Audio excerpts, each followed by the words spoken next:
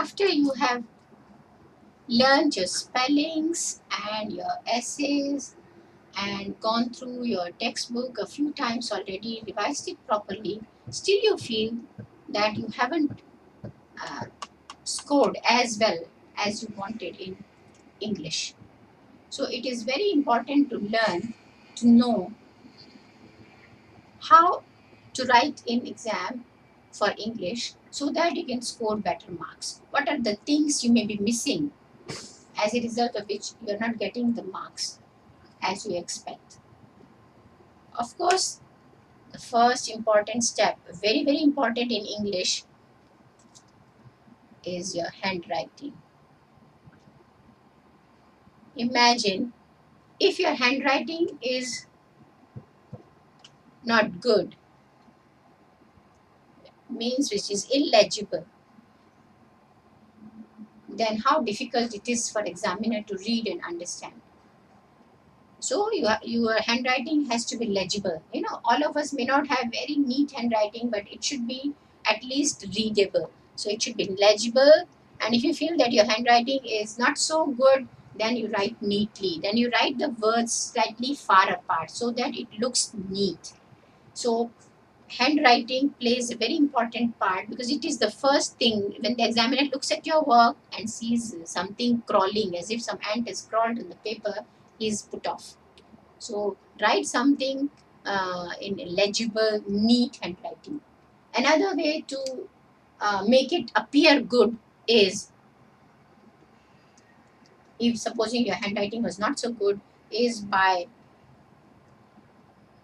write in short paragraphs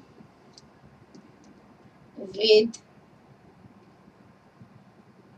words spaced out. So it means that if your handwriting is not so good, or even if it is good, it is always good to structure. This is important for structure of your work.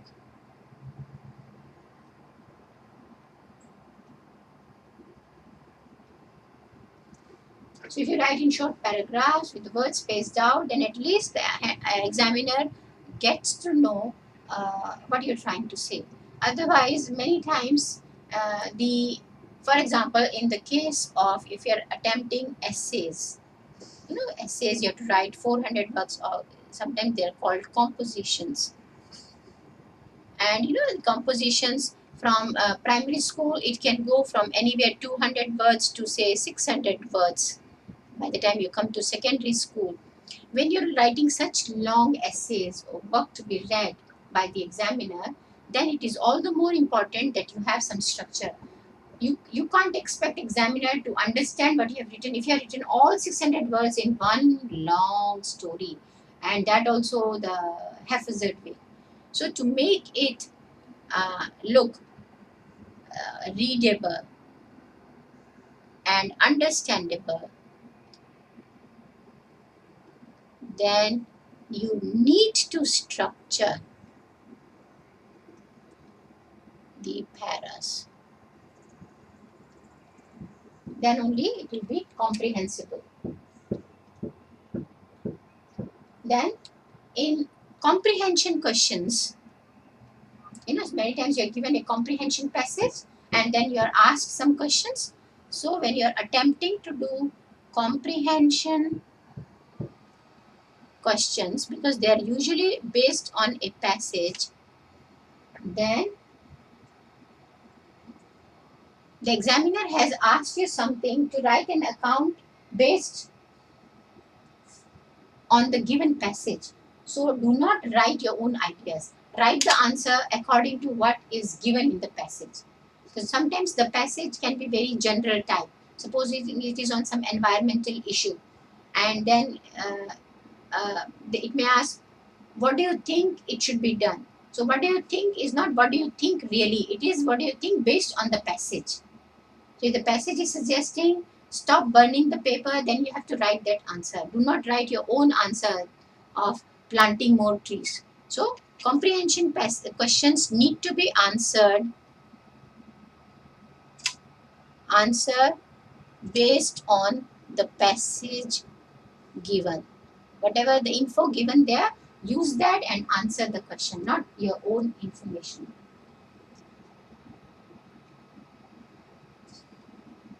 And of course, in English, very, very important, grammar, spellings, and punctuation. Now, grammar. Grammar means when you are writing correctly, is are the grammar part of the sentence. So these three things are very, very crucial for scoring marks in English. If your grammar is wrong, you're gone. So you have to learn your grammar properly. If spellings are wrong, 1 mark is deducted for each wrong spelling. Again, very important. Punctuation, many times we do not pay attention to punctuation. Punctuation means writing full stop, comma, semicolon, things like that. So if you are writing a long sentence of 4 or 5 lines, please use comma there. After you have conveyed some idea, put a comma. Or otherwise, make shorter sentences and put a full stop. So pay very attention. Pay rather, I will say, spend some time going through your work before you submit on looking for grammar mistakes, spellings, and punctuation. If you have missed any punctuation. And last, very important point is that the if you have here also, if you have the short questions, answer in full sentences. Do not just write one word, because you will not get full marks for that. So although you are writing the answer from the passage or it is general question, but still you have to write the answer in full sentences, not just one word answer.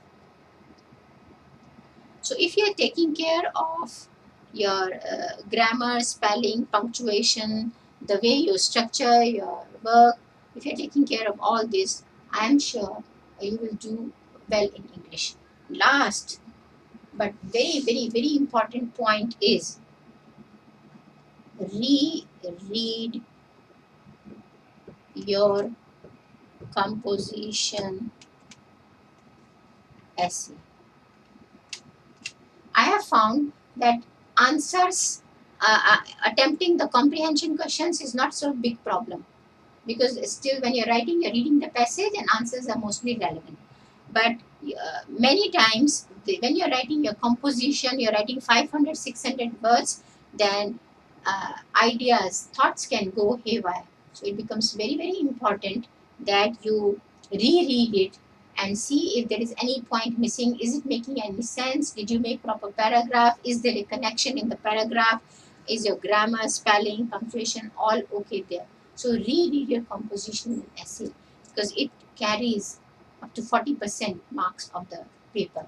So very, very important part in your English exam. So if you follow these steps, keep a track of time, write good handwriting, answer the questions relevantly, and write good compositions, then I'm sure you'll be able to score very well in English. Good luck for your English exam. Bye bye.